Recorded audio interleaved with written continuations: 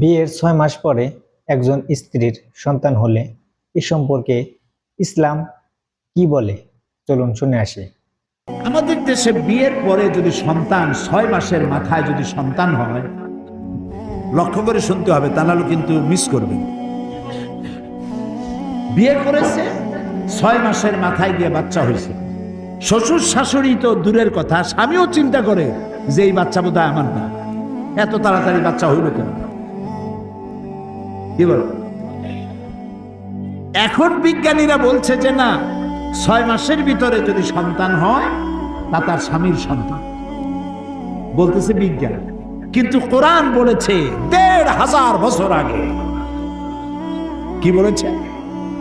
আল্লাহ রাব্বুল আলামিন বলেন, ওয়া হামলুহু ওয়া ফিসালুহু সালাসুনা শাহরা।